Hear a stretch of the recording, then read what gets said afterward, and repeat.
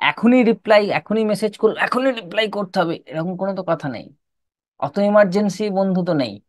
আর যদি এরকম ইমার্জেন্সি বন্ধু থাকে তাহলে সে বুঝবে, যদি সে তোমার ভালো চায়।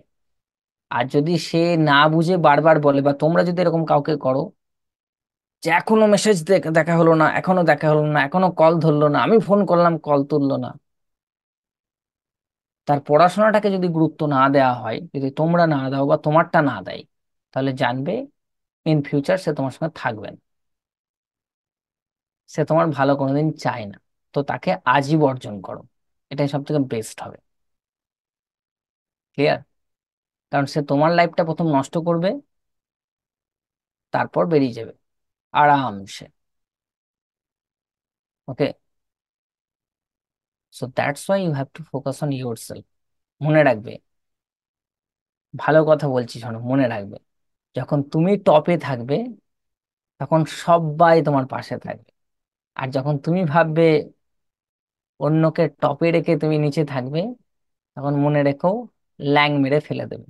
আমি একটা স্টোরি ছেড়েছিলাম ইংরেজিতে, তোমরা কি দেখেছিলে? ব্লাইন্ড ইয়ে নিয়ে একটা স্টোরি ছেড়েছিলাম, বুঝতে পারবে তো। ঠিক এই কারণে আমি প্রত্যেককে রিকোয়েস্ট করব যে কাউকে অত গুরুত্ব দেওয়ার কোনো প্রয়োজন নেই। কারোর কোনো এমার্জেন্সি থাকলে সে ডাইরেক্ট কল করবে, হবে না। তাহলে তুমি তোমার কাজটা করার সময় স্মার্টফোনকে এঙ্গেজ কেন করছো? আগে তোমার কাজটা করে নাও, তারপরে করবে। আর নয়তো এন্টারটেন করে নাও, দিয়ে কাজটা করো। আমার বলার উদ্দেশ্য এটাই, যে মূল্যবান সময়গুলো নষ্ট করা যাবে না। যেমন সকালের টাইম, রাতের টাইম, যে টাইমগুলো তোমার পড়ার টাইম, সেগুলো নষ্ট করো না। বাকি টাইম তুমি এনজয় করো, সমস্যা নেই।